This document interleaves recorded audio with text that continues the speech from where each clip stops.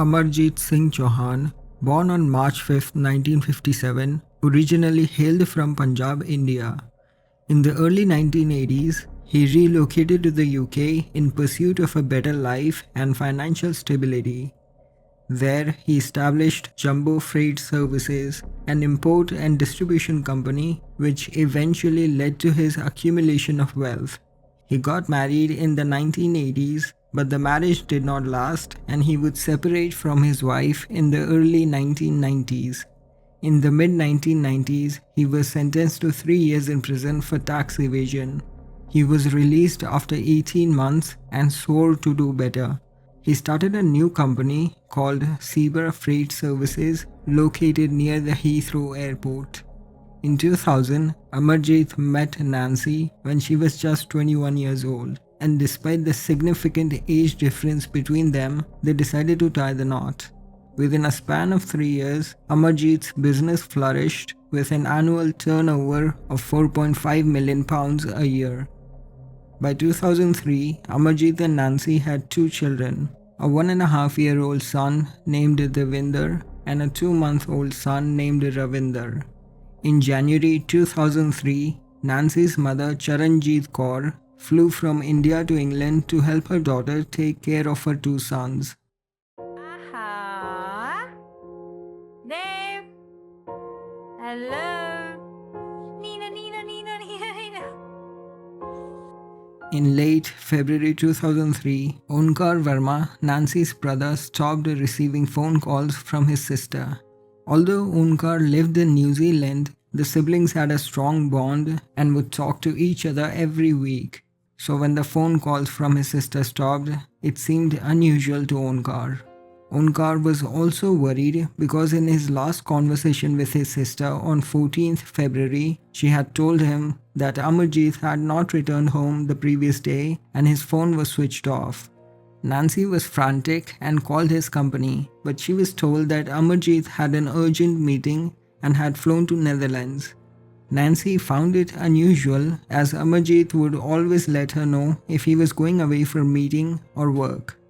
Moreover, it was impossible for Amarjit to travel to Netherlands as his passport was with the UK government because he had recently applied for residency permit. Nancy would eventually receive a voice message from Amarjit telling her that he would be back home soon. However, Nancy found the message strange as Amarjit always left messages in Punjabi, but this particular voice message was in English. After Onkar was unable to get in touch with his sister, he contacted the Scotland Yard. The police went to the Chauhan home and found it to be empty. There was no sign of a struggle and nothing in the house seemed to have been taken.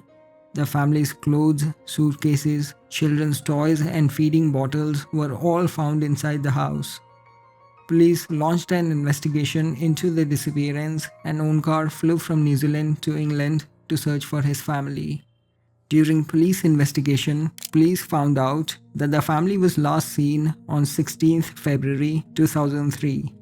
Amarjit was seen driving his blue Ford Escort on the same day around Wiltshire and Hampshire.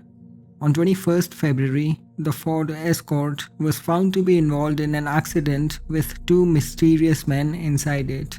They also found out that a few days after the family's disappearance, a business acquaintance had turned up at the Zebra Freight Services with documents and a power of attorney signed by Amarjit Chauhan.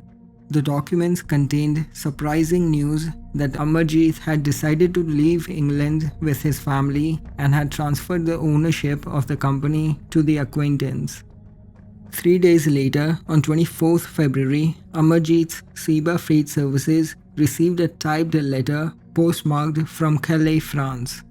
The letter claimed to be from Amarjit, and in the letter he had written that he had enough of England and that he was going to India with his family. Onkar said it was impossible since their family's passports were with the UK government, and it was also difficult for their family to fathom why Amarjit would sell his business which he had built from scratch. Additionally, the family's bank accounts were left untouched, which added to the sense of suspicion. At this point, Onkar was worried that the family may have been abducted or potentially killed. Then, in April, Onkar's worst fears were confirmed when Amarjit's body was discovered floating in the sea by a father and son who were canoeing near Bournemouth Pier. What transpired shocked the British police as well as the people. The Chauhans had been kidnapped and killed by three men: Kenneth Regan, William Hornsey, and Peter Rees. The reason for their murder was Amarjit's business. The trio had planned to get their hands on his successful business, through which they wanted to launder drugs money. The mastermind behind the kidnapping and the murder was Kenneth Regan, who already had a lengthy criminal past. Regan was known for drug trafficking, fraudulent activities, and criminal dealings across London. In 1998, he was caught and convicted for smuggling 30 kgs of heroin. He was sentenced to 20 years in prison but got out after serving only 4 years. Kenneth joined Amarjit's company after he got out, and for the next few months, he devised a plan to get rid of Amarjit and take over his business. Police were able to construct a timeline of the events. It is now known that on 13th February 2003, Kenneth convinced Amarjit to meet up with a prospective buyer for his company at Stonehenge. Once Amarjit arrived, Kenneth Regan, William Hornsey, and Peter Rees kidnapped him and took him to Regan's home.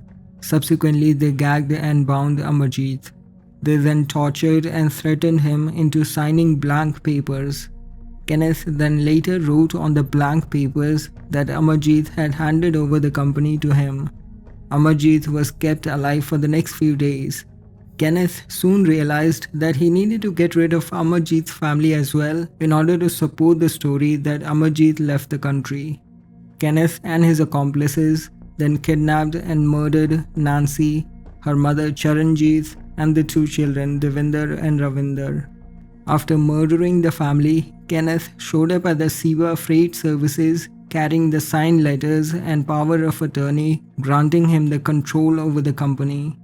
Although the staff had their doubts, they had no choice but to comply, since the letters had been signed by their boss. Moreover, the staff knew Amarjit had been in prison for tax evasion in the past, making Kenneth's story not too far-fetched. At first, the killers had buried the bodies on a 50-acre farm estate owned by a woman named Belinda Brevin. Kenneth had met Belinda after he got out of prison in 1998. Belinda at the time was looking for a job and Kenneth hired her at the Seba Freight Services. Belinda had no idea they had buried the bodies at her estate. She had seen two men, Kenneth and William, digging in her field. However, they had told her they were searching for drainage. Belinda did not think much of it at the time. On 19th April, fearing that the police might find out about the burial site, Regan decided to move the bodies from the farm and dumped it in the sea. Amarjit's body, his wife Nancy's body, and Nancy's mother Charanjit's body would be found in the next few months. However, the bodies of the children have never been found.